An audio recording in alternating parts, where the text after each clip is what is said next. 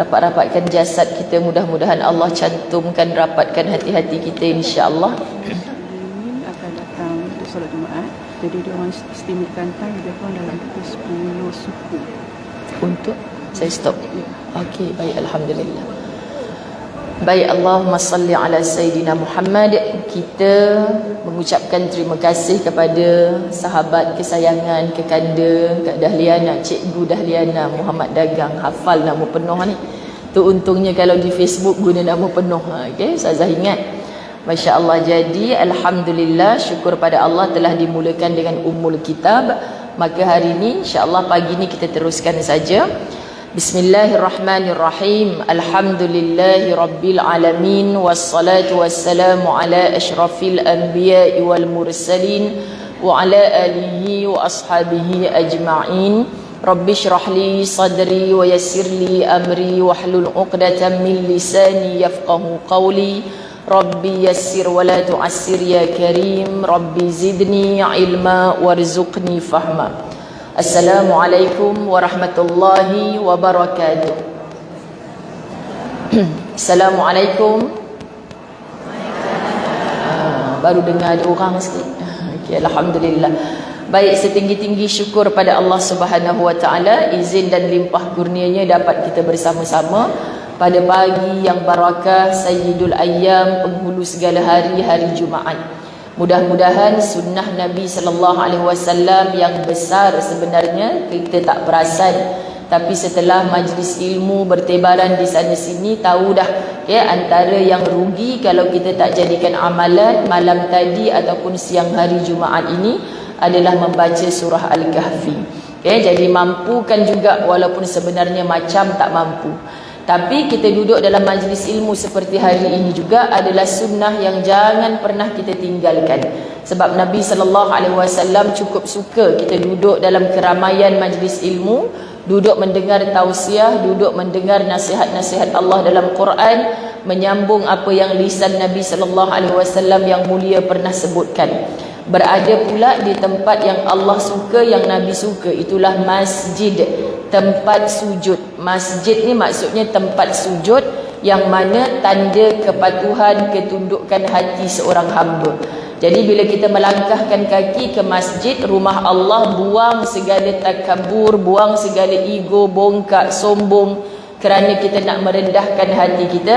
Kita duduk mendengar ilmu, tidak sambil bersujud. Sebab sujud itu hanya ada di dalam perintah solat, kecuali sujud-sujud tambahan seperti sujud syukur kan, sujud dalam kita berjumpa dengan ayat-ayat sajadah. Jadi kita nak memahami bahawa tanda orang yang tunduk kepada Allah panjang, lama, banyak sujudnya. Jadi dalam sujud itu sahabat-sahabat muslimin muslimat dirahmati Allah, kita lakukan pula di dalam rumah Allah. Maka berganda-ganda pahala. Sebab tu yang berwudu, yang ada tadi Ustazah nampak sedang solat tahiyatul masjid, kita tambah lagi satu pahala. Jangan tinggal, nawaitul i'tikaf fi hadzal masjid lillahi ta'ala. Niat kita duduk dalam masjid ni untuk beriktikaf. Untungnya orang beriktikaf ni duduk saja, baru baca subhanallah, alhamdulillah, Allahu akbar, terlelap mata, tidur di dalam masjid. Pahala juga, ibadah juga, Masya Allah, daripada kita tekan remote TV, tak filem apa, drama apa yang kita tengok tak berapa syok, terlelap kita depan TV, tak jadi ibadah, cuma buka mata, lega, hilang ngantuk kita kan. Sahabat-sahabat, itu bezanya orang yang beriman dengan orang yang tidak beriman. Apa yang dia buat hatta helaan nafas dia beriring dengan niat doa-doa kebaikan, itu juga ibadah. Jadi Allah sayang orang-orang beriman, Allah pandang orang-orang beriman sebagai wali-walinya Allah, kekasih-kekasih Allah Subhanahu wa taala. Jadi moga-moga kebersamaan kita di masjid yang indah ini, Masya Allah, Allah cantumkan hati-hati kita, Allah eratkan akan ikatannya. Dan saya senyum kepada sahabat tim khidmat, siapa sahabat-sahabat yang belum kenal, Kak Nazatul Naina kita, kemudian Mak Suzunaizah Ahmad kita, Masya Allah, bersama-sama dengan Ustazah. Bila Ustazah sampai di Kedah ni, Masya Allah, tabarakallah, saya sebut pada mereka, syok lah datang masjid ni. Dulu saya datang, orang lelaki dia tengah gotong royong. Hari ni saya datang, orang lelaki dia tengah gotong royong juga kan. Bersihkan pokok-pokok tu, cantikkan, kemaskan. Ini pun ibadah. Mungkin sebab hari Jumaat di sini hari cuti. Saya ingat sekali, ini kali kedua ke kali ketiga saya datang sini. Masa tu tengah gotong royong, saya ingat lagi kereta saya kena ke tepi sebab dia pun nak uruskan pokok-pokok tu. Saya ingat lagi. Oh ni kau penceramah dia, tak apa tak jadi nak ke tepi, masuk balik. Jadi hari ni datang dengan kereta Kak Nazar pula, pun orang tengah potong pokok juga. Masya Allah, tabarakallah, indah. Jadi buatlah apa saja sahabat-sahabat muslimin muslimat dirahmati Allah, sebab yang kita buat tu niatkan untuk mencari redanya Allah, ibadah. Saya kesian kepada orang-orang Melayu kita ni, kalau dia faham ibadah ni hanyalah solat, hanyalah puasa, hanyalah zakat. Terlampau kecil skop ibadah tu.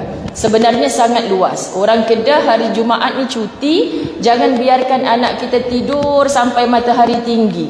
Kita create satu benda, satu program, satu exercise, hatta riadah bersama keluarga, itu pun juga ibadah. Sebab apa? Sebab kita bagi tugasan. Besok tak pergi sekolah kan, tolong mak pergi hantar kuih dekat rumah Hacik, dekat rumah hujung tu. Bagi je kerja pagi-pagi. Alah bu, petang sikit lah. Tak boleh, ibu nak pagi juga. Kalau petang kuih ni dah basi dah nanti. Cari kreatif ibu untuk bagi tugasan pada anak-anak kita pagi hari. Sebab kita nak bagi tahu pada mereka, dalam pagi ni ada barakah. Dalam pagi ni ada keberkatan. Siapa yang cakap? Nabi Muhammad sallallahu alaihi wasallam. Jadi saya pun hampir terbabas juga tadi lepas kuliah Fasabrun Jamil. Nak landing lah sekejap, nak cari bahan apa hari ni nak kongsi dengan muslimat di Sungai Petani kan. Rupa-rupanya tengok poster 9 pagi. Ingatkan 9.30 pagi. Jadi bila 9 pagi tu tak jadi nak landing lah, terus tukar tudung semua. Alhamdulillah sempatlah sampai di sini. Pun sahabat-sahabat dirahmati Allah, comel je makcik-makcik. 9 suku dah Ustazah baru nampak duk masuk dalam pintu masjid kan. Gitulah kita mak-mak. Sebab ada je kerja yang tak pernah selesai dekat rumah. Jadi niatkan suri rumah, keberadaan kita di rumah juga itu adalah ibadah. Bila ibadah, macam solat ibadah, ada ke tengah solat tu orang duk merungut-rungut, aduh sakit kaki lah ya Allah, pasal apalah Zuhur ni 4 rakaat, boleh tak diskaun ya Allah 2 rakaat? Ada tak orang berani tengah solat tu merungut-rungut? Tak ada. Jadi kalau kita nampak kerja suri rumah tu sebagai ibadah, tak jadi nak merungut, tak jadi ya Allah, mudah-mudahan aku boleh buka pintu syurga-Mu dengan kerja-kerja yang banyak ya Allah. Lega hati ni sahabat-sahabat kalau kita nampak syurganya Allah, kalau kita tahu penat kita ni akan berakhir dengan rehat yang panjang, lega. Subhanallah. Sebab tu ketika pihak masjid bagi ustazah satu tajuk, saya ingat lagi tajuknya tu nama depan dia Asiyah. Maknanya 1 jam bercakap ni dia nak suruh bercakap pasal Asiyah. Saya kata minta maaf kalau nak bercakap pasal Asiyah, ustazah takut 15 minit, wabillahi taufiq wal hidayah dah.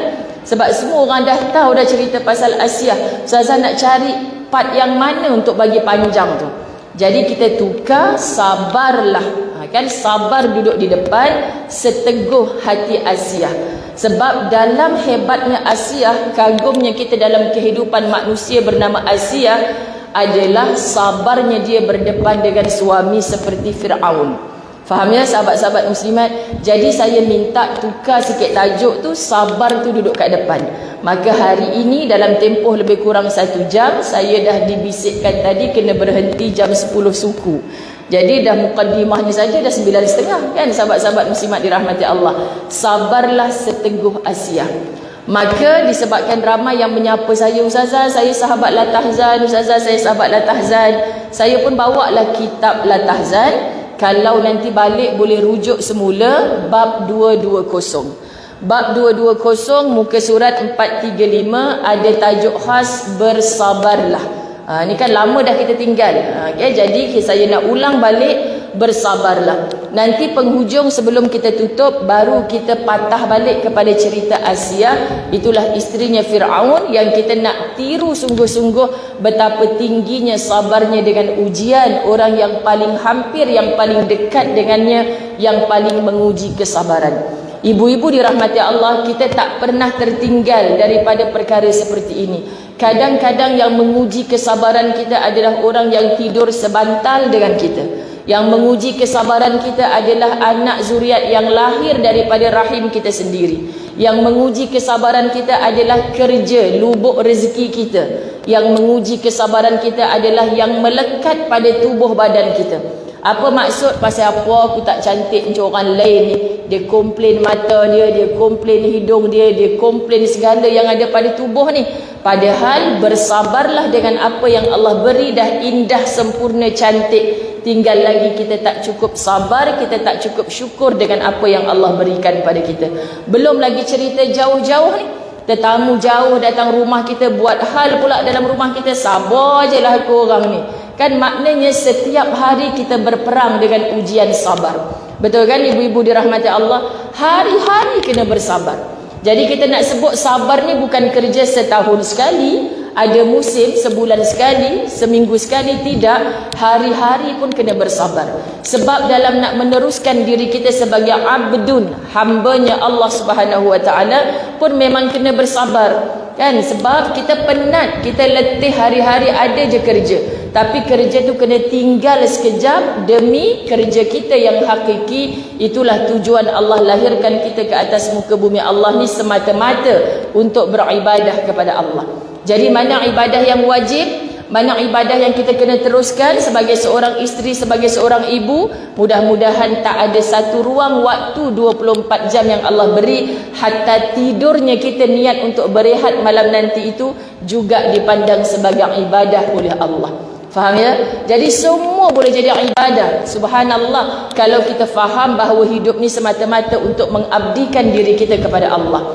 Jadi saya pinjam sahabat-sahabat dirahmati Allah, menurut kalangan bijak bistari, orang yang menyelesaikan suatu masalah yang tidak ada jalan keluar. Dia ada masalah pertama boleh selesai, tapi dengan selesainya itu bergoncang jiwa. Ya Allah Ustazah, nak bagi anak jadi orang pandai ni, sabar dia tu, Tuhan je lah yang tahu. Bergoncang jiwa. Tapi ada nak menyelesaikan masalah sampai tak jumpa jalan keluar, tapi kita ikut je, macam seolah-olah ada satu sabut, benda yang ada di tengah-tengah lautan, kita pandang apa benda tu diolang-oling oleh ombak laut. Kan ke tengah, ke tepi, gambarkan kita yang duduk kat situ. Ikut ajalah arah mana angin nak tiup. Ikut ajalah di mana ombak membawa kita. Sahabat-sahabat dirahmati Allah, ini sampai ke tahap kita dah tak tahu nak buat apa dah. Wa ufawwidu amri ilallah innallaha basirun bil ibad. Makna ya Allah, aku dah tak tahu dah nak buat macam mana lagi dah.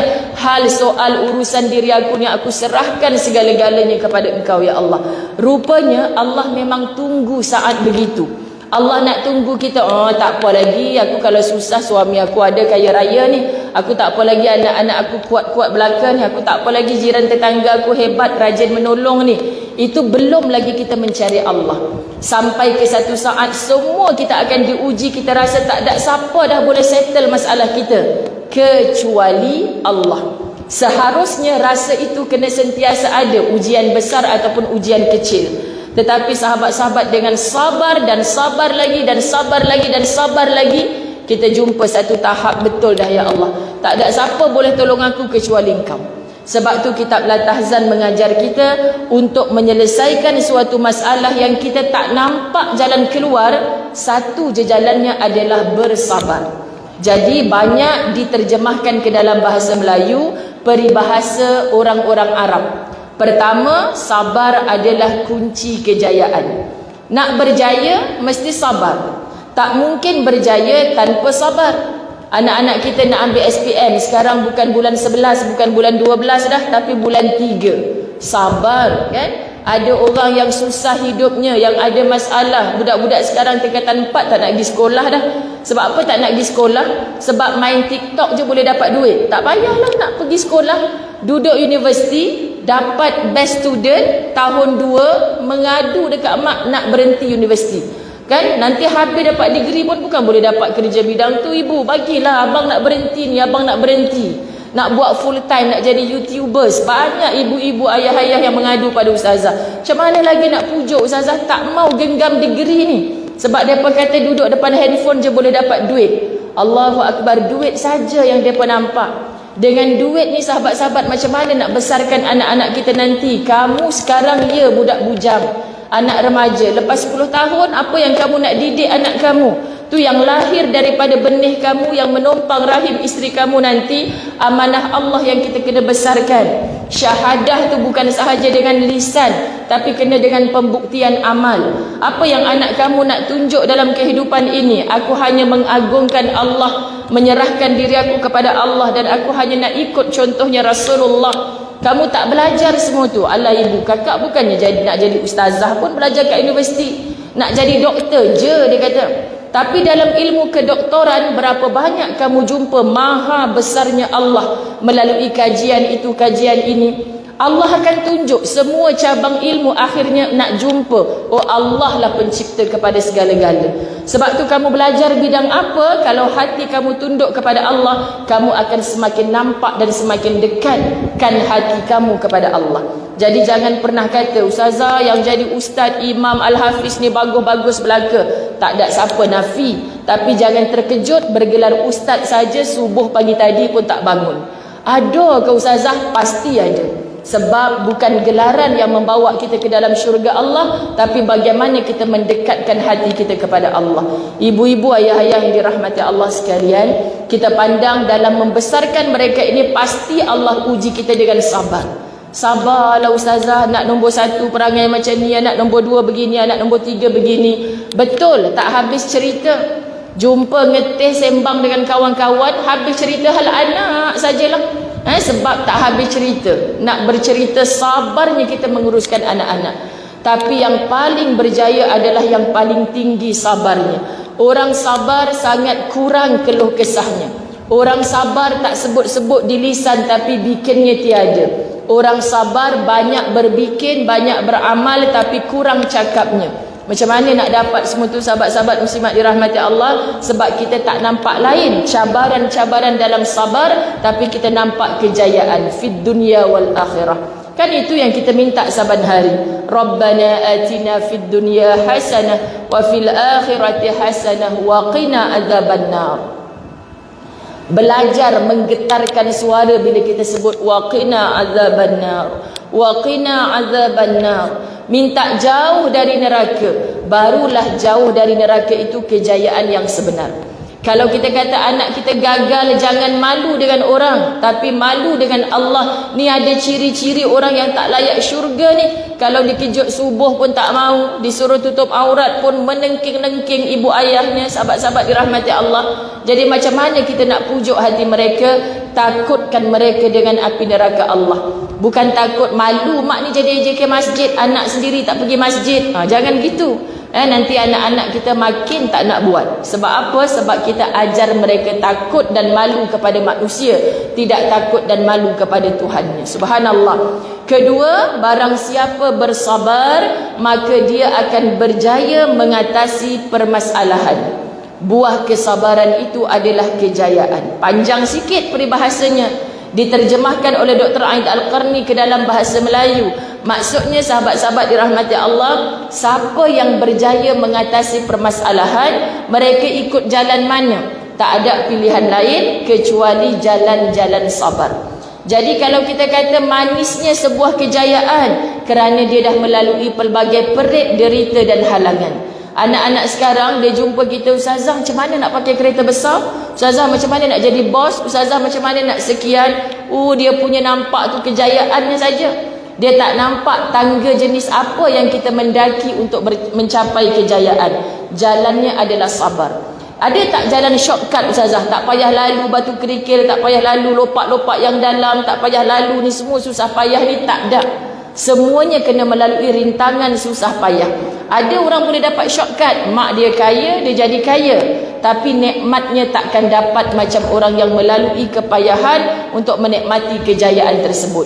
Dia hentak dengan ujian sebab dia dapat kejayaan dengan jalan shortcut, maka dia pun mudah jatuh, tak mudah untuk dia bangkit semula. Sebab dia tak tahu mencapai kejayaan dengan jalan susah. Jadi nikmati kesusahan ini dengan jalan sabar. Kita berada di puncak kejayaan, Allah uji jatuh semula, kita tahu cara nak bangkit hanya dengan sabar. Itu sebab walaupun kita dah senang hari ini, ajarkan anak-anak kita sedikit susah. Jangan nak apa semua bagi, semua senang, semua hulur. Akhirnya betul lah kata Piramli, anakku Sazali, kan?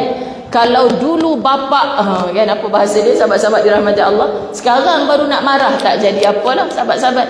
Sebab itu sahabat diajarkan lagi kepada kita, tatkala musibah itu menimpa semakin dan sedemikian berat, pasti akan datang kebahagiaan. Masalah kita kadang-kadang tak selesai lagi, tapi kita dah bertemu dengan kebahagiaan. Kebahagiaan yang mana? Sebab kita dah melalui jalan sabar.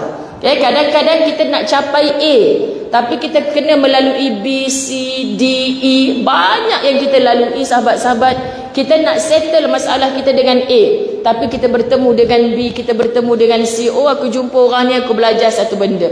Aku jumpa orang ni, aku dapat nasihat ni. Aku jumpa orang ni, aku dapat satu ilmu.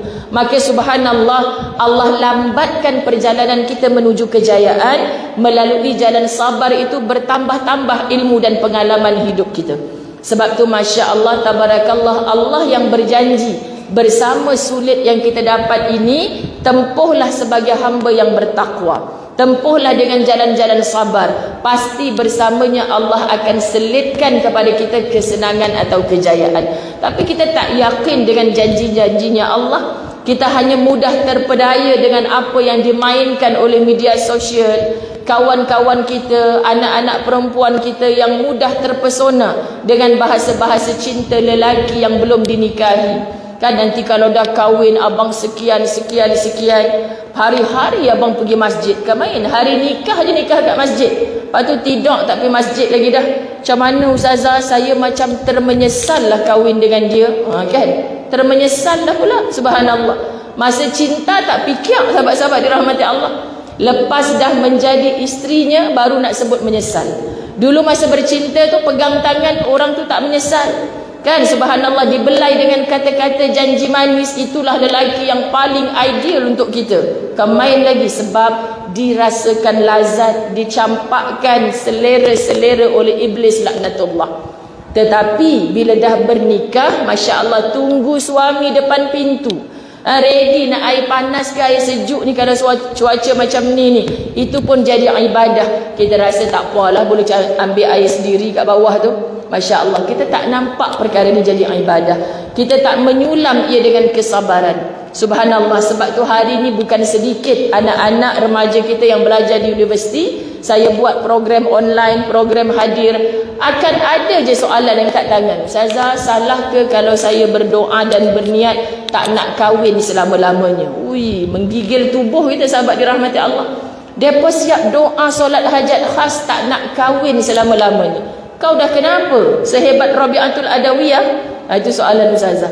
Sebab apa Rabi'atul Adawiyah tak berkahwin? Kerana di hatinya takut cintanya kepada makhluk bernama lelaki. Pindah, sahabat-sahabat dirahmati Allah, pindahkan cintanya kepada Allah. Kita hari ni tak nak kahwin pasal apa? Malas lepas dia makan nak tunggu basuh pinggan, malas. Baik urus diri sendiri saja. Kan, kalau diri sendiri senang, lapar order Grab food, makan senang. Kalau ni nak tunggu laki lah, banyak sangat kerja kita. Kau tak nampak dalam sabarnya kau berdepan dengan lelaki yang dihantar, dikirim oleh Allah itu adalah semuanya jalan-jalan menuju syurga. Tak apa ustazah, saya nak pergi syurga, saya tahajud je tiap malam 18 rakaat. Bukan main sahabat-sahabat. Kenapa ibu kamu jadi seteguh manusia seperti itu? Kerana sabarnya ibu kamu berdepan dengan manusia seperti ayah kamu. Betul kan sahabat-sahabat? Itulah Asiyah. Banakan sebuah rumah untukku di dalam syurga ya Allah. Allah bagi. Sebab apa? Manusia yang paling dilaknati Allah berada di sisinya. Suami kita tak ada nama dalam Quran sahabat-sahabat. Kan? Nama suami kita apa? Ya, aku jumpa dalam Quran surah sekian, ni rujuk pada suami aku ni. Dah macam Fir'aun sungguh perangai, tak ada. Insya Allah baik sikit dari Fir'aun. Betul kan? Ni ada wakil-wakil muslimin sampai hati ustazah kata kami ni macam Fir'aun. Tak ada. Baik sikit dari Fir'aun. Jadi kita sudah pasti ada ruang peluang untuk ke syurga, sama seperti Asiyah. Tapi kita tak tiru sabarnya Asiyah ketika berdepan dengan manusia macam tu. Allahu Akbar sahabat-sahabat. Apa lagi yang lain? Takutlah terhadap bahaya yang datang daripada celah-celah kemudahan. Saya sebenarnya bila tengok anak-anak kita tak dapat menikmati susah seperti kita dulu, apa yang dia nak semua dapat. Ini maksud peribahasa Arab, takutlah terhadap bahaya yang datang daripada celah-celah kemudahan. Disebabkan mudah senang hidup mereka hari ini, mereka tak kenal erti sabar.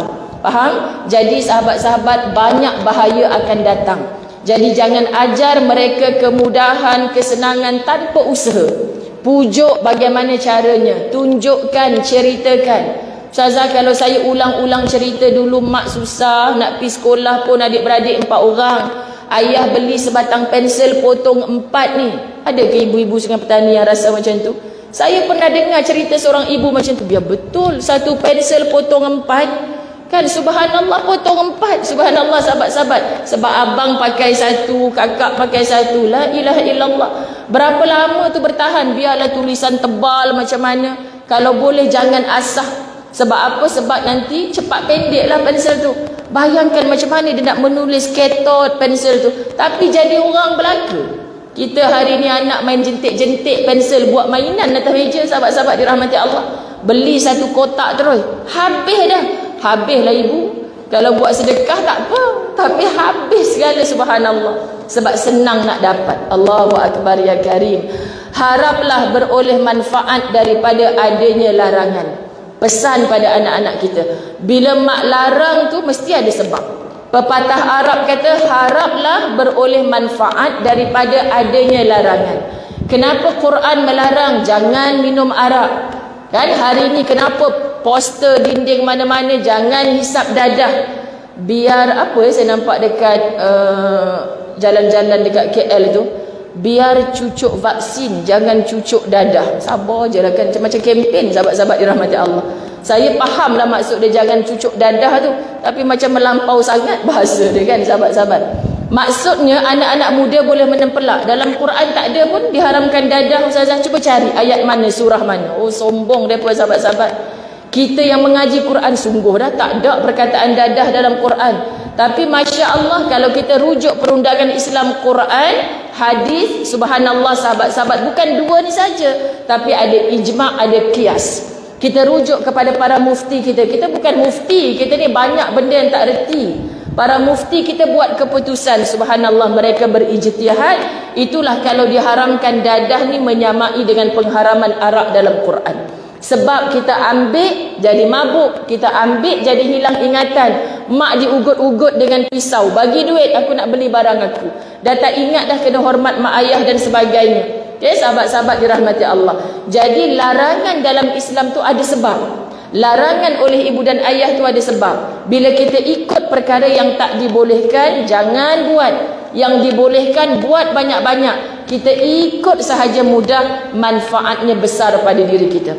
Tapi sikapnya manusia suka berlawan. Itulah iblis cucuk kita. Tak apalah, ikut kehendak nafsu, akhirnya kita lesu. Sebab bila kita suka ikut kehendak nafsu, itulah jalan yang memudahkan kita ke neraka.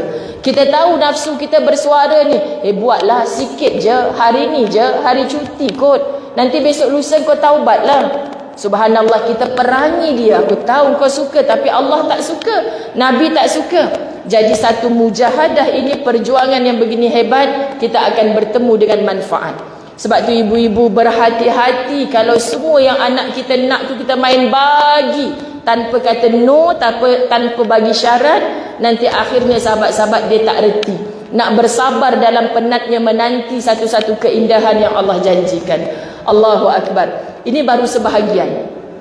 Selebihnya boleh rujuk dalam bab 220 kitab Al-Ahzan yang kita baru tinggalkan, sahabat-sahabat dirahmati Allah. Sebab bagi saya rugi sangat-sangat kalau ustazah hari ini tak bacakan surah Al-Baqarah. Kalau yang ada Quran di tangan, ada handphone, boleh rujuk. Kita ambil barakah pagi Jumaat ni sama-sama baca ayat yang sedikit panjang. Muka surat kalau Quran 27, surah Al-Baqarah ayat 177. Ayat ni kalau kita duk selalu mengaji, ternampak-nampak dah depan mata kita. Atas sekali hujung belah kanan bermula dengan kalimah laisal birra. Subhanallah, kan? Bila kita nampak saja keadaan ini, kita nak bagi tahu kepada diri kita apa yang boleh, apa yang Allah cadangkan, apa yang Allah suruh kita buat. Bersama-sama sahabat-sahabat dirahmati Allah, kita rujuk Quran Al-Baqarah ayat 177. أعوذ بالله من الشيطان الرجيم ليس البر أن تولوا وجوهكم قبل المشرق والمغرب ولكن البر من آمن بالله واليوم الآخر والملائكة والكتاب والنبيين وآتى المال على حبه ذوي القربى واليتامى والمساكين وابن السبيل والسائلين وفي الرقاب وأقام الصلاة وآتى الزكاة والموفون بعهدهم إذا عاهدوا والصابرين في البأساء والضراء وحين البأس أولئك الذين صدقوا وأولئك هم المتقون. Sadaqallahul azim. Minta maaf pakar-pakar guru-guru tajwid kita. Tak betul wakaf ibtidaknya tadi kalau kita tengok. Tetapi ustazah nak fokus kepada apa yang kita nak maksudkan, nak terjemahkan. Perhatikan. Tajuk kalau dalam Quran terjemahan, ini adalah asas-asas kebajikan. Sebab saya nak patri dalam minda kita sahabat. Nak masuk syurga mesti solat. Tahu dah rukun Islam yang 5 tu. Mesti puasa, zakat, haji buat. Yang kewajipan lain, anak-anak perempuan kita selalu tanya ni, tak ada pun ibu tutup aurat dalam rukun Islam. Tak payahlah nak bising-bising. Dalam rukun Islam tak ada suruh tutup aurat ni. Sama macam kita suruh anak-anak kita mengaji. Mengaji, baca Quran tak ada dalam rukun Islam. Kan kakak ni sibuk nak buat assignment banyak ni. Kenapa suruh baca Quran, baca Quran, baca Quran? Allahu Akbar, kesian. Sebab mereka tak nampak mana ibadah, mana yang perlu dilalui dengan jalan-jalan sabar. Kesian. Sebab tu bila kita sebut jangan bermaksiat kepada Allah, taklah kakak bukan buat apa-apa pun. Dating je, jumpa je, bukan pegang-pegang tangan pun, bukan masuk dalam bilik hotel pun. Malam Merdeka, berapa ramai anak-anak muda kita yang dicekup, ditangkap khalwat. Tu orang kata tak apalah ustazah, budak muda memang lagu tu. Ni yang tok orang kena tangkap khalwat malam Merdeka. La ilaha illallah Muhammadur Rasulullah. Sedih sahabat. Tak tengok kat Facebook kan, tak sempat sepanjang berhari-hari duduk kat Kedah ni. Kawan-kawan yang kerja pejabat agama, penguat kuasa, Zain, kau tahu cerita malam tadi. Pasal apa? Atuk kena tangkap khalwat dengan budak remaja ni nak sambut Merdeka. Apa kejadah sekarang ni? Kan sebut sahabat-sahabat dirahmati Allah. Ni kes isu yang mana ni? Masya Allah, Merdeka apa benda sahabat-sahabat? Tu sebab malam ni ustazah bersama Ustazah Ainul Mardiyah di masjid mana? Yan. Apa nama masjid tu? Masya Allah. InsyaAllah lah kita akan buat live sahabat-sahabat. Saya yang bagi tajuk kepada masjid. Saya kata kita cerita pasal malu lah. Nak cerita merdeka wanita kita sekarang ni dah hilang malu dah. Nak cerita merdeka macam mana sahabat-sahabat dirahmati Allah kalau tak reti malu. Semua orang nak dihai-haikan. Semua orang nak dilambai-lambaikan. Semua orang nak kata friend lah dengan aku, kawan lah dengan aku, follow lah aku. Tak reti malu kan? Kemarin ke bila entah kuliah saya ramai muslimin sebelah kanan. Ustaz Azwan balik-balik masuk dalam kereta cakap apa? Pasal apa hari ni skema sangat? Skema bang, kan? Sebab rasa ya Allah malunya sahabat-sahabat dirahmati Allah kan. Tapi nak buat macam mana? Orang datang nak pandang kita sebagai guru, tapi tetap rasa ada gap tu. Sebab apa muslimat dirahmati Allah? Kita kalau boleh pandangan mata kita kepada orang lelaki jangan tepat. Jangan tetap memandang. Bila kita memandang tepat tu, mata dia lebih cantik daripada mata laki aku. Hidung dia lagi mancung daripada hidung laki aku. Nampak? Sebab iblis fokuskan ke situ. Bercakap, anak-anak sekolah kita, pengawas sekolah. Saya terkenang zaman-zaman sekolah dulu. Kami sibuk juga berurusan sekolah. Settle banyak urusan fail, bantu kerja-kerja sekolah. Tapi tak perlu pandang mata pun. Tak perlu berhadapan pun. Hari ni Masya Allah siap bertepuk tampar. Ngetihnya lebih panjang daripada bincangnya. Kawan-kawan sepejabat tak segan nak mengusik-ngusik. Allahu Akbar. Malam tadi malam Jumaat, hang buat apa dengan lelaki hang? Tak malu ke nak cerita macam tu dekat pejabat? Sahabat-sahabat dirahmati Allah, dijadikan gelak ketawa, terbahak-bahak. Di mana malu? Ini wanita akhir zaman. Nak cerita pasal merdeka macam mana? Bila wanita sudah hilang malunya, mudah pintu-pintu zina, pintu-pintu maksiat nak terbuka, sebab lelaki dapat dengan begitu mudah. Baik yang belum kahwin, baik yang sudah kahwin, baik yang dah tua dah, sahabat-sahabat dirahmati Allah, hilang segala malu. Wow, cantiknya, pakai tudung baru ke? Kelihatan seperti sweet 17. Dia komen pula, 17 benda, 70 lah. Dah sedar diri 70 nak selfie lagi dalam Facebook. Geram dia Ustazah Zai tengok kan. Tapi punyalah nak orang komen, nak komen lagi. Subhanallah. Jangan begitu. Alah, Ustazah Zai tu pun ambil gambar juga. Ambil gambar tujuan nak kongsi apa program untuk masyarakat yang kita boleh tiru. Subhanallah sahabat. Moncong sikit mulut tu, tak reti malu. Lenggok sikit tubuh tu, tak reti malu. Yang tak reti menari, handphone boleh tolong menarikan untuk dia. Faham ke tak faham? Tak reti menari, berdiri tegak. Tadi aku ambil gambar berdiri tegak. Pasal apa dia share kat Facebook aku berjoget-joget pula ni? Ustazah tu kita guna teknik. Kau delete, Ustazah tak menari tadi kan? Pasal apa kau letak gambar Ustazah kat Facebook boleh menari pula ni? Handphone tolong menarikan untuk kita. La ilaha illallah Muhammadur Rasulullah. Lepas tu kita pun terkikik-kikik. Lawa juga aku menari. Esok nak try lah depan cermin. La ilaha illallah Muhammadur Rasulullah. Ini yang saya sebut dengan Ustazah Ainul Mardiyah. Dek, Kak Long ni dia pun duk bahasakan Ustazah Kak Long dalam grup Ustazah tu.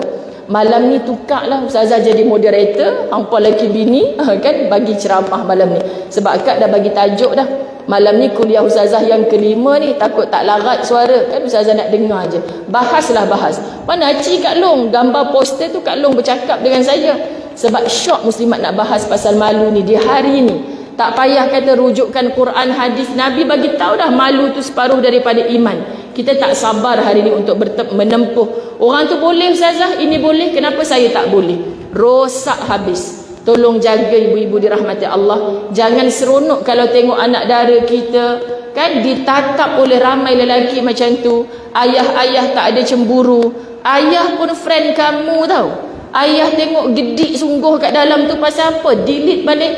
Kalau kita tidak ada rasa cemburu anak-anak kita begitu ditatap oleh orang lelaki, minta maaf sebut, kamulah suami yang dayus. Kamulah ayah yang sebenarnya tidak beramanah membesarkan anak-anak perempuan kamu. Tegur. Bila dah tegur, bila dah bagi tahu, mereka tak mau juga. Ujian Allah untuk kamu, wahai ayah dan ibu.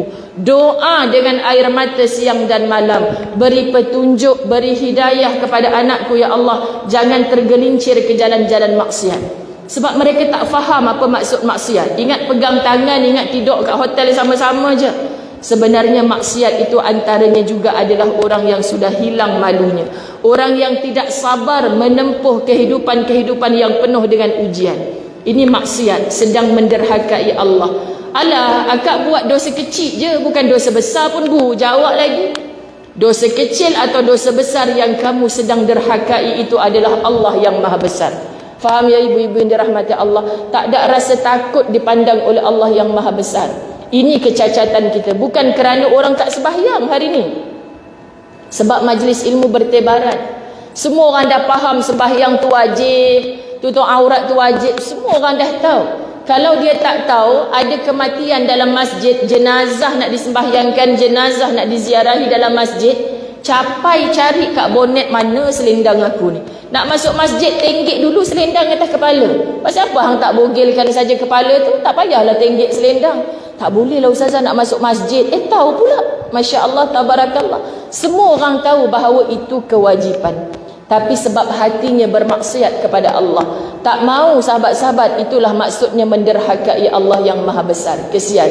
Jom kita fahami ayat ini. Bukanlah menghadapkan wajahmu ke arah timur dan barat itu suatu kebajikan. Akan tetapi sesungguhnya kebajikan itu ialah Ni yang saya baca sepatah-sepatah. Man amana billah, beriman kepada Allah, beriman kepada hari kemudian, beriman kepada para malaikat, kitab-kitab, nabi-nabi, dan memberikan, hak tadi tu adalah masuk dalam rukun iman, dan memberikan, subhanallah, harta yang dicintainya pertama kepada kaum kerabatnya dulu.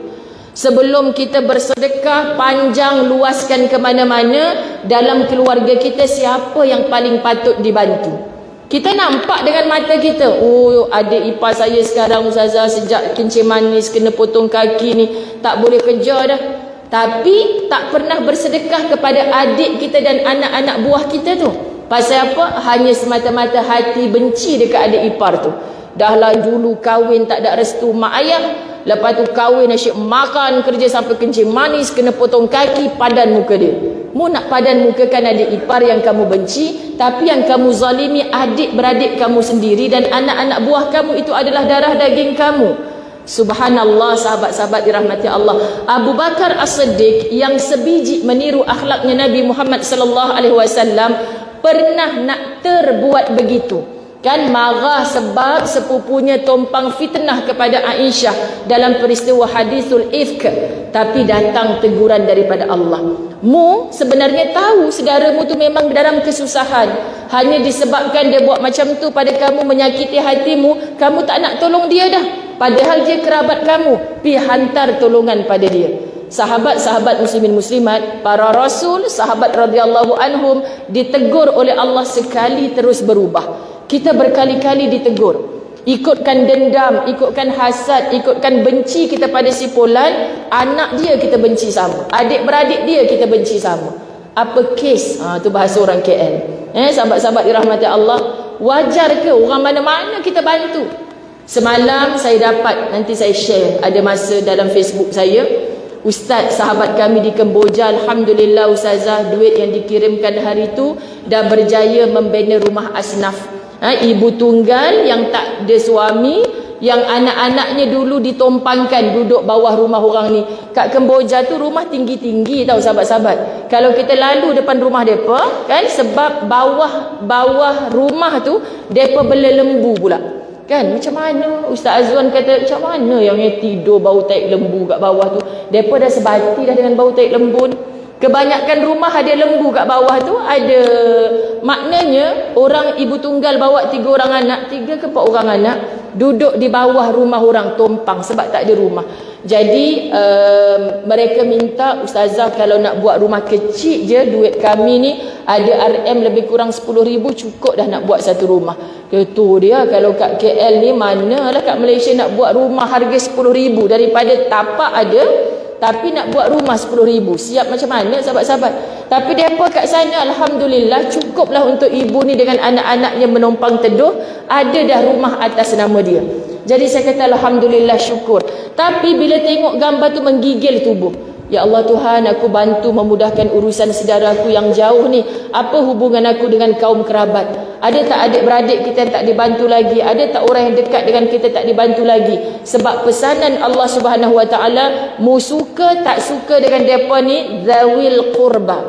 Cari kaum kerabat kita dulu. Faham ya? Jadi jangan kita mudah-mudah ni pasal apa hantar sumbangan pada Kemboja, pada Palestin, pada segala ni. Cuba bersangka baik, kalau dia faham Quran, dia akan uruskan kaum kerabat dia dulu, baru dia perpanjangkan infak ke tempat lain. Faham ya sahabat-sahabat? Sebab tu bila kita faham ni mudah. Allahu Akbar. Kaum kerabatnya dulu, anak-anak yatim, wal yatama, wal masakin, orang-orang miskin, musafir yang memerlukan pertolongan, dan orang yang meminta-minta, memerdekakan hamba sahaya, baru masuk mendirikan solat. Kalau kita ikut susunan, Masya Allah, semua orang dah tahu solat ni wajib. Tapi kenapa solat ni duduk tengah-tengah, hampir terkebawah? Tak penting ke solat ni? Bukan solat tak penting. Sebab solat hubungan yang wajib, kamu sakit macam mana selagi ada akal, jangan tinggal. Tapi berapa ramai orang yang solat, datang masjid berjemaah, minta maaf sebut, kadang-kadang jadi imam, tapi dengan adik-beradik sendiri bergaduh, tak bertegur siapa. Betul kan ibu-ibu yang dirahmati Allah? Sebab itu Allah susun ayat ni mengikut mana keutamaan. Allahu Akbar. Kita sebut mendirikan solat, menunaikan zakat, dan orang yang menepati janjinya apabila dia berjanji. Dan ayat ni nak highlight kepada kita satu kalimah, was-sabirin. Ni yang kalimah orang-orang yang sabar. Ustazah berhenti pada kalimah fil ba'sa. Bukan ketika sempit je dia bersabar. Masya Allah, bukan mudah sahabat-sahabat dirahmati Allah. Wad-dharra. Masa sempit ke, masa lapang ke, masa senang ke, masa susah. Kalau dia tengah senang, dia tak bersabar, geram je tangan ni. Bang, tak apalah. Kita guna duit ni untuk bermaksiat kepada Allah. Sebab dia tak sabar menggunakan nikmat yang Allah berikan kepada dia. Ini sahabat-sahabat yang dirahmati Allah, kita tak tanya diri kita, apa yang kita janjikan, apa yang kita dapat daripada nikmat menjadi hamba Allah yang sentiasa melakukan kebajikan. Sama ada dalam keadaan penderitaan, dalam keadaan peperangan, Malaysia masih aman. Kita sebut macam tu lain macam je bunyinya ustazah. Yalah, sebab apa? Sebab kita tak pernah berperang lagi sahabat-sahabat dirahmati Allah. Tak pernah ada apa jet pejuang dekat atas ni tiba-tiba jatuhkan. Ni masa orang rehearsal Merdeka hari tu dekat KL kan. Pagi saya nak pergi TV Al-Hijrah hari Ahad lepas. Ustazah hati-hati, kalau boleh pukul 5 pagi ustazah dah sampai kat studio. Apa hal 5 pagi? Ustazah nak tahajud pun belum sempat lagi. Kan sebab penuh ni ustazah. Kan orang buat rehearsal untuk hari Merdeka, jalan semua tutup. Degil Ustazah Zai, solat subuh juga kat rumah, terus laju-laju pergi TV Al-Hijrah. Tak boleh masuk. Menggigil tubuh, takut ni pasal apa? Askar-askar dengan senjata-senjata. Alamak, Ustazah takut ni. Pengecut ni Ustazah Zai tengok askar berbaris dengan senjata-senjata macam tu. Kecut ni. Ya Allah, kalau aku dicampak dekat negara yang berperang, tak tahulah, belum dengar berdilan lagi aku dah pengsan dulu ke. Tu sebab saya serik nak bawa orang ke Palestin. Sahabat-sahabat dirahmati Allah, saya bawa jemaah pergi Palestin. Allah uji masa tu saya ABC, Allah bagi cuti hari Jumaat. Jadi ada 3 orang wanita yang tak boleh sembahyang. Saya ajak mereka ala-ala tazkirah lah, orang sembahyang Jumaat. Kita duduklah dekat tangga tu tunggu orang keluar sembahyang Jumaat. Belum orang keluar solat Jumaat, berdilan sana sini, asap dekat atas ni. Ya Allah, mati dah aku ni. Tak jumpa dah. Tapi orang-orang Palestin kat dalam tu sabar. Dia cakap kat kita ni, dia main-main je nak provoke kita je. Tapi pelancong-pelancong, jemaah saya sujud. Sahabat-sahabat dirahmati Allah, saya ustazah masa sujud semalam tu, tangan saya capai beg saya, pasport kakak aku tak boleh balik. Tengah sujud ni boleh capai beg, takut pasport hilang. Ya Allah, orang Malaysia punya kecut macam tu sekali. Tuhan, saya ustazah tengah sujud, saya angkat kepala, kawan aku ada lagi tak kat tepi ni dengar bunyi bom punya pasal. Ya Allah, orang-orang kat sana relax je. Relax lah, tak ada apa. Mereka takkan kacau kita dalam masjid ni. Memang hampir tiap Jumaat mereka nak menakut-nakutkan kita sebab mereka takut tengok orang ramai dalam masjid. Oh, lagu tu ke kan? Kami ni teruk benar. Ustazah bila lagi nak pergi Palestin? Nantilah. Tak hilang lagi takut tu. Ya Allah, itulah ustazah sebut Malaysia masih aman dan mudah-mudahan terus aman sampai bila-bila. Amin. Sahabat-sahabat, mereka biasa je melihat terbang sana terbang sini. Apa yang terbang tu peluru. Ustazah, kalau yang jenis macam hari Jumaat ini bukan bom betul tu. Kalau kena kat kita pun insya-Allah tak terbakar tu. Oh tu kan lagu tu kan, dia nak takut-takutkan je. Tapi pemuda-pemuda mereka halang orang-orang tua keluar dari masjid. Kenapa mereka halang? Duduk diam-diam dalam masjid. Kami yang akan keluar, pautkan tangan lengan, cantumkan bahu, paut leher kawan jadi benteng supaya polis-polis Israel tak masuk ke dalam masjid. Kami anak-anak muda lelaki, ustazah, saya tak nak balik Malaysia, saya nak duduk kat sini, saya nak jadi pejuang Palestin. Dia cuti universiti, budak muda ni masa tu kan, sahabat-sahabat dirahmati Allah. Mak ayah dia dekat situ. Kamu tanya mak ayah kamu dulu. Mak ayah kamu redha, ustazah tak bawa kamu balik. Kamu duduklah jadi pejuang Palestin kat sini kan. Tapi mak ayah kamu ni tengah lap air mata. Janganlah ustazah, satu-satunya anak lelaki saya. Kalau mak kamu tak redha kamu nak mati sebagai pejuang, macam mana? Sahabat-sahabat dirahmati Allah. Sebab yang lebih patut kita perjuangkan adalah redha ibu kamu. Mak kamu tak redha, ustazah takkan tinggal kamu dekat sini. Tapi ustazah, saya kagumlah tengok pemuda-pemuda mereka ni terus paut bahu, terus paut lengan, lindungi lelaki-lelaki tua. Nampak rasa kasih sayang mereka. Tak takut dengan peluru-peluru yang datang ni. Mereka tak ada senjata datang untuk solat Jumaat, sahabat-sahabat. Tapi nak cerita beraninya, Ustazah Zai tengok orang angkat note untuk rehearsal je pun kecut dah. Minggu depan ada lagi tak macam tu? Tak ada. Ustazah Merdeka dah lepas dah minggu depan. Subhanallah, sahabat-sahabat dirahmati Allah. Sebab kita tak biasa dengan situasi itu. Allahu Akbar. Mereka itulah orang-orang yang benar imannya, dan mereka itulah orang-orang yang bertakwa. Jadi bila Allah tutup ayat ni, kita selalu salahkan diri kita. Aku ke orang-orang yang bakal mati dalam kebenaran? Aku ke orang-orang yang akan digolongkan sebagai muttaqun? Subhanallah, sahabat-sahabat dirahmati Allah. Sebab ciri-cirinya jelas. Tapi kita hanya kata tak penting lah, yang penting aku sembahyang sudah. Semua ni adalah asas-asas kebajikan yang memerlukan kesabaran. Nak sabar macam mana, Ustazah? Adik saya itulah yang paling menyakitkan hati sekali. Sejak dia kahwin dengan adik saya lupakan mak, lupakan ayah. Betul kan ibu-ibu dirahmati Allah? Dendam kesumat di dalam hati. Subhanallah, kisah Asiyah binti Subhanallah Mazahim. Allahu Akbar. Kalau kita sebut Subhanallah, sahabat-sahabat dirahmati Allah, apa yang kita nak bandingkan diri kita dengan Asiyah? Daripada awal ketika Asiyah isterinya Fir'aun, tak ada ni anak-anak lelaki, sebab ada perintah daripada Fir'aun. Kalau ada anak-anak lelaki yang lahir pada zaman itu, khawatir nanti dia akan bangkit sebagai orang yang berlawan dengan Fir'aun. Ini perancangan Fir'aun dengan cita-citanya. Tapi Allah merancang dengan cintanya. Faham maksud? Masya Allah. Ketika Fir'aun merasa takut dengan semua keadaan lahirnya anak-anak lelaki ketika itu, disuruh bunuh, disuruh buang, disuruh campak ke mana saja, asalkan nanti selepas 20 tahun, selepas beberapa tahun, dia tidak menjadi orang yang mematikan perancangan Fir'aun, yang rakus dengan dunia, bukan saja nak merajai kerajaan Mesir, tetapi sahabat-sahabat muslimin muslimat mengaku dirinya sebagai Tuhan. Teramat melampau-lampau.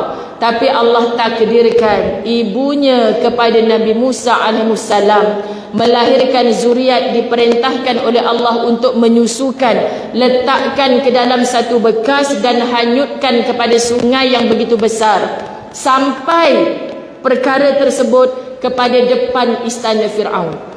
Kenapa tidak dibunuh? Kan? Maknanya Fir'aun masih ada rasa cinta kepada isterinya. Untuk apa sahabat-sahabat muslimin muslimat dirahmati Allah? Kalau masih ada rasa cinta. Ini sebab dalam beberapa riwayat yang wallahu alam, cuma Ustazah nak sebut, kadang-kadang kita baca sumber ni. Yang mana satu betul Ustazah, hari ini yang kita nak belajar sabar seteguh hati Asiyah. Bukan kita nak menjadi manusia seperti Fir'aun, kaya raya melaknati Allah. Sebab itu tidak hairan orang seperti Fir'aun dilaknat oleh Allah. Tetapi sahabat-sahabat, jiwa seorang ibu kasih sayang, dak kot anak ni kita besarkan dalam istana, tak apa, kita ambil dia, kita menatang dia seperti minyak yang penuh. Rupa-rupanya biasa-biasa sahaja. Orang yang dekat dengan kita itulah orang yang memijak-mijak kita. Jadi jangan kecewa sangat ibu-ibu yang dirahmati Allah. Kalau kita kata, ya Allah Ustazah, dalam 4 orang anak daripada kecil, yang saya paling belai-belai manja sangat, yang sulung ni lah buah cinta saya yang pertama dengan suami. Taatnya dia, cemerlangnya pelajaran dia. Tapi tidak sedikit ibu-ibu dirahmati Allah yang kemudian datang menangis jumpa Ustazah. Yang cemerlang, yang paling berjaya itulah Ustazah sekarang jadi hak orang. Kan tak lagi pandang kepada saya, banyak tanggungjawabnya kat luar. Kadang-kadang kecil hati juga Ustazah. Dengan orang lain sempat, dengan saya tak sempat. Nak tanya khabar telefon pun tak. Ni tengah telefon ni pergi cancel, mak telefon, nanti telefon balik, nanti telefon balik. Allah, deepnya sahabat, saya pernah forum dengan seorang ustaz ni, tengah minta maaf lah Ustazah, mak saya telefon ni. Mak saya telefon, pergi belakang pentas cakap telefon. Saya tengah ceramah ni, kata Tuhan, mulianya hati dia, tinggal kerja dia, mak telefon ni tak boleh tak angkat. Subhanallah. Ini yang sepatutnya kita nak pandang. Betul kan? Tak maaf Ustazah, tulis nota ni, mak saya telefon, saya tak pernah tak angkat kalau mak saya telefon. Aku belajar sesuatu ni ya Allah. Sebab kita kata, mak tunggu sat, aku ada kerja ni. Masya Allah. Sebab apa sahabat-sahabat dirahmati Allah? Bercakap, ziarahilah ibu ayah, hormatilah ibu ayah. Tapi yang bercakap suruh buat baik dengan mak ayah itu, sebulan sekali pun tak jenguk mak ayah, setahun sekali apatah lagi. Mak ayah telefon pun tak nak menjawab. Di kalangan siapa? Di kalangan orang yang bercakap. Hormat, taat mak ayah berlaku juga dan sampai ke pengetahuan kami. Sedih nak sebut macam mana lagi, sahabat-sahabat dirahmati Allah, sebab setiap kita diuji. Tapi Asia cintanya kepada bayi yang duduk di dalam tempat itu, sahabat-sahabat dirahmati Allah, walaupun suaminya nak menafikan hak, tetap dengan sabar dan kemuliaan. Maka wanita yang kita nak tiru dalam bab ini, tolong belajar membelai jiwa suami, memujuk dengan ilmu yang kita ada. Dengan ilmu yang kita ada ni bukan kita bebel menjerit-jerit macam dulu lagi. Tapi bang, ada satu cerita dalam Quran ni, ada hadis Nabi SAW, ada kisah wanita yang demikian, suami yang demikian. Kita nak tiru, nak bawa dalam rumah tangga kita. Bila kita berhujah dengan Al-Quran, tak ada siapa yang berani untuk mematahkan. Syaratnya hujah itu kita pakai dulu. Berapa banyak orang yang hanya pandai cakap tapi tidak pandai berbikin, yakni beramal. Faham ya? Jadi auranya tu, rohnya tak sampai. Ibu-ibu, dalam kita mencari ilmu, sampaikan semula ilmu daripada hati kita. InsyaAllah akan turun kepada hati suami yang mendengar, turun kepada hati anak-anak yang mendengar. Tapi kita belajar banyak, kita sendiri tak beramal akannya, kita sendiri rasa berat, kita nak anak-anak kita laksanakan, tapi kita tak pun melakukannya lagi, hanya akan sampai ke telinga anak, keluar balik di telinga kirinya. Okay? Nampak macam berilmu sangat, nampak pakaiannya dah bertukar, daripada dulu tak tutup aurat, sekarang dah tutup aurat. Dulu tak solat, sekarang dah solat. Tapi orang terdekat nampak, sahabat-sahabat, sembahyang je tapi mulut masih jahat macam dulu. Sembahyang je tapi zakat 10 tahun lepas, masa gaji 1,000, zakat itulah dia bayar. Lah ni dah lepas 10 tahun, gaji dah 10,000, jumlah tu juga zakat dia bayar. Sebab kita sedang membohongi diri kita sendiri. Masya Allah, subhanallah, sahabat-sahabat dirahmati Allah, Asiyah tahu matlamat dia. Kenapa? Sahabat-sahabat dirahmati Allah, ketika Nabi Musa AS membesar di rumah tersebut, istana tersebut, Allah hantarkan ibu Nabi Musa sendiri untuk melihat pembesaran Musa di dalam istana Fir'aun. Tapi tak ada siapa yang tahu. Siapa yang tahu? Allah. Berapa ramai sabarnya kita ibu-ibu, kita telan perangai suami kita. Tak ada siapa pun yang tahu. Inilah dia wanita salihah. Tak nak ustazah aibkan suami, tak nak burukkan, kita je lah yang telan buruk dia. Dah Allah yang jodohkan saya dengan dia. Saya berdoa puas, kurang-kurang sekarang slow sikit lah suara dia. Pasal apa? Dulu panas baran, tempik, tengking, tak pernah putus. Sekarang ni sejak kena tak tahu sakit apa ni, kacau peti suara ni ustazah. Kan alhamdulillah. Ada yang orang nampak, sahabat-sahabat, hilang peti suara ni, hilang suara tak boleh keluar. Dia tulis, kami ziarah dia sakit. Mungkin sebab Allah bagi kat saya suka tengking isteri ustazah. Yang lain semua sehat tapi suara tak boleh keluar. Kita pula dapat pelajaran. Ya Allah Tuhan, aku kalau tak ubah cara aku bercakap dengan pasangan, takutnya nanti kalau Allah uji, elok-elok boleh bersuara terus, diangkat suara ni tak boleh bercakap. Faham tak sahabat-sahabat? Sebab tu dalam nikmat pagi tadi dalam Fasabrun Jamil kami belajar, ada orang diuji sakit, berubat tapi tak sembuh. Tapi sekejap jumpa ustaz ni dapat ayat ni, jumpa ustaz ni dapat ayat ni. Akhirnya dia tak jadi Al-Hafizah tapi jadi Al-Haf. Kan dia jumpa ustazah, ustazah kalau sakit lutut ustaz kata baca ayat ni. Ustazah kalau ada bisul baca ayat ni. Ustazah kalau tak lena tidur malam baca ayat ni. Dia ni dah lebih ustazah daripada aku dah. Sebab apa sahabat? Sebab banyak sungguh dia dapat ayat. Tapi sekarang akak doa amal ayatnya, akak boleh tidur tak malam-malam? Tak boleh lah ustazah, tak boleh tidur, tak tahulah pasal apa. Subhanallah sahabat-sahabat. Penatkan diri anda di siang hari, buat kerja. Apabila kita siap satu kerja, sambung lagi, siap satu kerja, sambung lagi. Bila tubuh badan kita letih, letak je atas kepala kompong. Tak boleh tidur juga ni ustazah, cik nak ambil pil ubat tidur ni, nak jumpa doktor. Jangan, mudarat pada diri nanti kalau terlebih dos. Akak ambil je kitab Latahzan yang tebal tu, akak baca bahagian ayat-ayat Quran dengan terjemahan, tak sampai setengah muka kompom akak tidur. Percayalah sahabat-sahabat dirahmati Allah, pandang. Jadi kalau dah pukul 2 pagi, 3 pagi terbangun, apa yang kita nak belajar? Masya Allah. Sebab Asia hanya meratap di sisi Tuhannya. Sebab dia tahu, laki macam ni kalau aku bagi tahu, dah dia mengaku dirinya sebagai Tuhan. Ada orang mengadu pada ustazah, ustazah suami saya tu sweet, romantis, kalau nak pergi holiday pun buat musyawarah ustazah. Okey, ni papa bagi peluang Kak Long nak holiday kat mana, ni papa dapat bonus ni hujung tahun, kan bagi tahu je nak cuti kat mana. Wah, kakak pun bahagia nak pergi Pulau Langkawi contoh kan. Tiba ustazah dah sampai tarikh, pa kata nak pergi Pulau Langkawi, pasal apa ikut jalan ni? Papa buat keputusan Port Dickson. Kan sahabat-sahabat, macam itulah perangai bapak saya ustazah, mesyuaratkan main lagi, tapi bab keputusan tu dia juga, tu kuasa veto namanya. Anak-anak mengadu sahabat-sahabat dirahmati Allah. Ya Rab, saya kata anak ngadu kat aku, mak ngadu kat aku, pak dia pun PM tepi. Ustazah, bila ustazah ceramah tu tolonglah bagi tahu dengan para isteri. Subhanallah, macam-macam dia bagi list 1, 2, 3, 4. Saya kata bang, cuba bang bacakan, macam mana nak jawab sebagai orang lelaki. Cakap kat dia banyak sangat permintaan, payah orang perempuan nak buat. Yang abang nak jumpa orang ni nak tanya pasal apa rajin sangat menulis panjang-panjang gitu. Abang rasa ni bukan orang lelaki type panjang-panjang ni, orang perempuan ni sebenarnya. Dah kita lelaki bini pula bergaduh hanya sebab baca messenger orang dalam Facebook. Faham tak sahabat-sahabat dirahmati Allah? Sebab bagi dia orang lelaki tak ada tulis panjang-panjang macam ni. Orang lelaki kalau tak suka dia cakap je tak suka. Orang perempuan kona jauh sangat berjalan, lah dia nangis seorang-seorang. Kita ada Tuhan kita sahabat-sahabat dirahmati Allah. Asiyah tak pernah melaporkan deritanya menjadi isteri kepada Fir'aun. Cukuplah Tuhanku mengetahui. Kita nak seteguh siapa lagi? Kalau seorang wanita diuji dengan pasangan, ustazah tak ada apa lagi dah nak bagi balasan, nak bagi sebagai satu percakapan, sebagai satu nasihat. Baliklah kepada Quran, jelas lengkap contoh-contohnya. Subhanallah sahabat-sahabat dirahmati Allah, Allah tak pernah tersilap memilihkan jodoh untuk kita, tak pernah tersilap.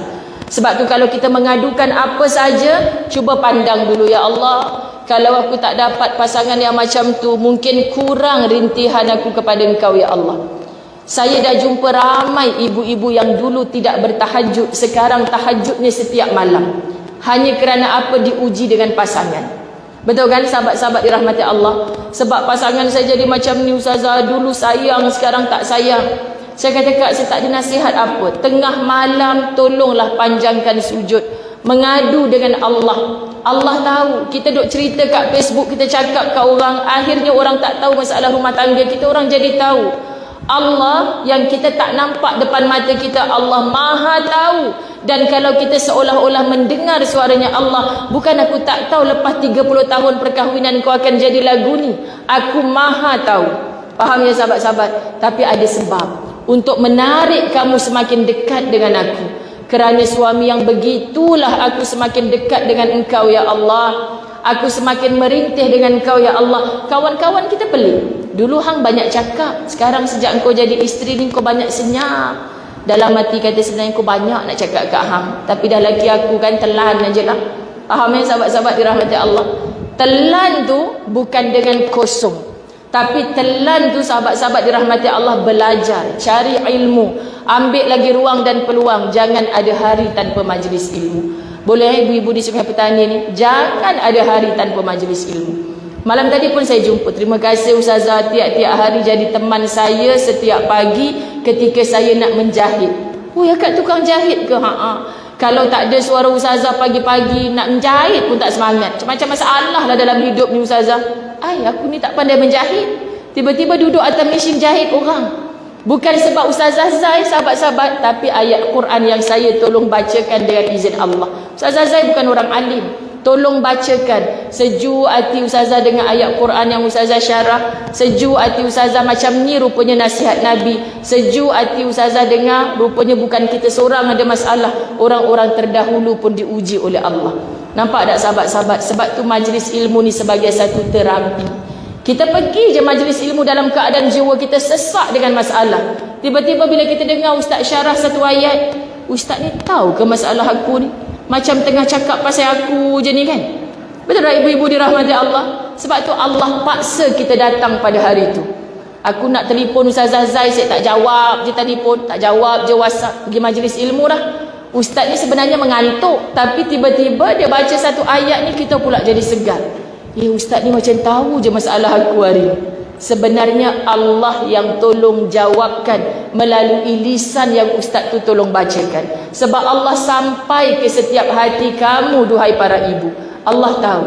Okay? Jadi jangan pernah putus mencari ilmu. Dan bila kita balik sambil tuang air kat suami, sambil hidang makanan, hantar anak ke muka pintu, jangan buat macam ni ya sayang. Mak belajar tadi, ustaz tu bagi tahu. Kan elok dah bahasa kita.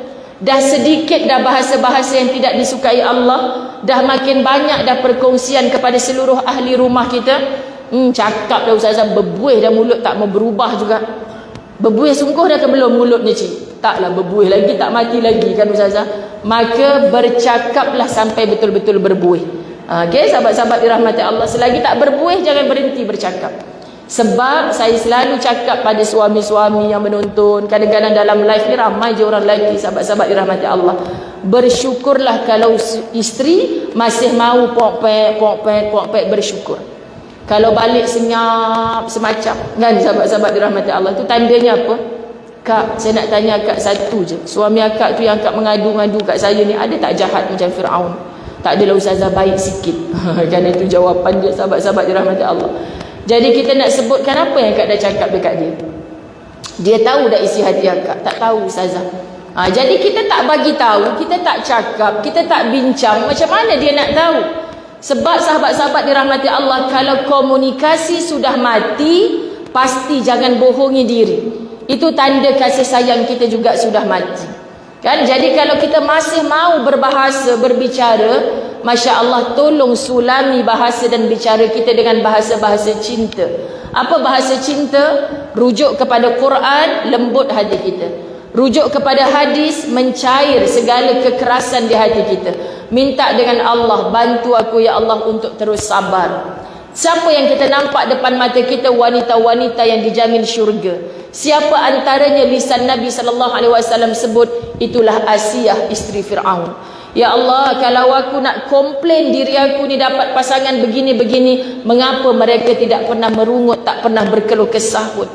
Sebab kita banyak berkeluh kesah, maka kita lambat bertemu dengan bahagia. Jom kita gantikan keluh kesah itu dengan zikrullah. Dan zikrullah yang paling besar adalah mengulang-ulang ayat Quran. Jadi bila kita mengaji, tolong belajar untuk mengkaji. Kita tak boleh kaji seorang-seorang sebab kita jahil. Datangi majlis-majlis ilmu, akan disyarah oleh para asatizah. Kita bumi Kedah, masyaikh yang begitu hebat, terlalu ramai. Boleh bahas ayat-ayat Quran, datangi ibu-ibu. Saya hari ini bukan untuk berkuliah, dia tak layak. Tetapi saya suka hadir ke mana-mana tempat bila diprogramkan masa seperti ini. Sebab saya sayang anda semua kerana Allah. Saya tahu tingginya jihad seorang wanita nak dapat redanya Allah melalui reda suami. Nak rebut reda suami yang macam tu ustazah bukan mudah, faham. Tapi Allah sedang letakkan akak sebagai salah seorang calon wanita salihah. Ingat ya, berhentilah meratap kepada Facebook. Berhentilah mengadu, bercerita dalam TikTok, dalam segala. Makin ramai orang like, makin kita suka. Tak. Kalau Ustazah Zai suka macam tu, sahabat-sahabat dirahmati Allah, tak tampil dalam keadaan Ustazah pagi-pagi Fasa Burun Jamil tu 2,000 orang yang menonton kan, ada ku kisah. Sebab apa sahabat-sahabat dirahmati Allah? Kita bukan nak ajak orang tunduk pada kita. Tapi apa guna kalau kita mendengar, menonton yang baik-baik tapi tak memperbaikkan hubungan kita dengan Allah. Ajaklah suami kita, anak kita bukan tunduk dengar cakap kita semata, tapi mendengar kata-katanya Allah. Tunduk kepada Allah. Bila semuanya sudah tunduk patuh kepada Allah, percayalah hidupnya akan menjadi mudah. Okay, jadi kita berdoa sahabat-sahabat dirahmati Allah, para pemimpin kita, pemimpin yang takwa, subhanallah, hatta pemimpin kampung, pemimpin dalam rumah tangga kita sendiri takwa. Saya bertemu dengan anak-anak muda di masjid surau malam bila anak-anak muda. Kan Ustazah nak ambil gambar boleh? Saya rasa mimpi ke aku ni? Selalu mokcik-mokcik nak ambil gambar dengan aku. Anak muda 5 orang nak ambil gambar dengan Ustazah boleh? Terus capai budak kecil seorang. Jom-jom sayang temankan Ustazah ni, abang-abang ni nak ambil gambar. Kan sebab kita rasa janggal. 5 orang semua lelaki, aku seorang perempuan. Capailah anak mokcik tu seorang ambil gambar dengan Ustazah. Jadi sempatlah mulut ni. Sebab bahagia anak muda nak mendatangi kita. Tolong ya, apa saja ada dekat masjid, kat surau ni datangi. Tolong pakcik-pakcik. Kamu 20 tahun akan datang, insya-Allah bakal lelaki-lelaki qawwam. Betul imam di dalam rumah, betul imam di dalam masjid, akan betul lah seluruh kerajaan, seluruh rakyat, seluruh masyarakat kita, insya-Allah. Jadi siapa yang bakal melahirkan lelaki-lelaki qawwam ini adalah seorang wanita yang menjadi murabbiyah utama dalam rumah tangga sendiri. Kita nak mengajarkan apa kalau kita sendiri tak ada ilmu? Jadi tolong ya ibu-ibu, kita bukan gagal kalau dulu mak ayah kita tak pernah hantar pergi sekolah. Kita bukan gagal kalau mak ayah kita tak pernah menerapkan nilai agama dalam rumah tangga kita. Putuskan rantaian kejahilan itu. Start dari kita nak jadi orang yang alim, beramal dengan ilmu, cintakan ilmu sampai kepada zuriat keturunan kita ke pengakhirannya. Moga-moga paling kurang kita berada di dalam tanah yang tinggal warisan-warisan kita di atas tanah gigih mendoakan kita, kekal berbuat baik. Kenapa kamu ni baik sangat? Ustazah, mak saya dah meninggal, mudah-mudahan dengan kebaikan yang saya buat ni pahalanya sampai kepada arwah mak saya. Kita jadi luluh hati, baiknya anak ni ya Allah. Dah putus dah, mak dah masuk dalam tanah, tapi berbuat kebaikan semata-mata rindu kasih kepada ibu yang menjadi asbab dia berada di atas dunia ini. Jadi calon-calon wanita syurga sekalian, kita nak menyebut ini begitu mudah, tapi pelaksanaan ini sangat sukar. Tapi percayalah dengan suluhan ilmu, mengenali wanita-wanita syurga yang ada di dalam Quran, kita pasti berjaya. Okay, saya pohon ampun, kemaafan atas segala silap, kekhilafan. Saya manusia biasa, tolong ampunkan kerana saya sentiasa beristighfar kepada Allah atas segala salah dan silap. InsyaAllah kita bertemu dalam Raudatul Jannah. Di sini Allah jumpakan kita di dalam jannah yang sebenar. Itulah kelak di dalam syurganya Allah bila kita balik ke kampung akhirat. Ampun maaf zahir batin. Wabillahi taufiq wal hidayah. Assalamualaikum warahmatullahi wabarakatuh. Assalamualaikum warahmatullahi wabarakatuh. Jazakallahu khairan katsiran kepada ustazah yang kasih ustazah Zayana. Bukan gelaran ustaz yang membawa kita ke syurga, tetapi bagaimana kita membawa hati kita kepada Allah Subhanahu Wa Taala. Hasil kesabaran itu adalah kejayaan, insya-Allah. Jadi semoga kita dapat memanfaatkan segala ilmu yang diberi oleh ustazah, insya-Allah, sebagai salah satu jalan kita menuju ke syurga. Jadi ingatlah bahawa segala apa yang kita buat adalah ibadah. Kita masak, kita mandi, kita makan pun ibadah dengan syarat niat itu kerana Allah. Dan apa saja itu tidak dalam kita membuat sesuatu itu tidak ada sesuatu yang bersalahan daripada ajaran Islam, insya-Allah. Dan saya nak tambah satu lagi, kita sama-sama kita memperbanyakkan selawat. Hari ini insya-Allah dan hari-hari lain ya. Dalam kita nak berjalan, nak pergi kerja, nak pergi mana, dalam kereta ke mana ke, kita banyakkan selawat. Sebab selawat adalah ibadah yang Allah terima. Walaupun kita tak khusyuk, kita tak fokus, kita tak ingat pun, tapi Allah terima. Betapa itu adalah tanda sayangnya Allah kepada Rasulullah. Jadi rugi sangat sebab hidup kita ni kat atas dunia very short, sekejap sangat nak banding dengan hidup kita kat akhirat yang tak ada penghujungnya, infinity, tak ada. Kalau derita tu derita tanpa penghujung. Jadi sementara kita Allah bagi peluang kita nak hidup kat atas dunia yang sekejap ni, sama-samalah kita perbanyakkan amal ibadat. Dan selawat adalah satu ibadah yang sangat mudah, dengan mulut je, tapi pahalanya sangat besar dan Allah terima. Solat kadang Allah tak terima, kadang tak khusyuk kan, tapi selawat insya-Allah Allah terima. Wallahu a'lam. Jadi sebelum kita mengakhiri majlis, saya jemput Puan Hajah Hadijah, Ketua Lajnah Muslimat Surau Masjid Al-Abrar, untuk menyampaikan sedikit cerita hati pada Ustazah. Terima kasih semua.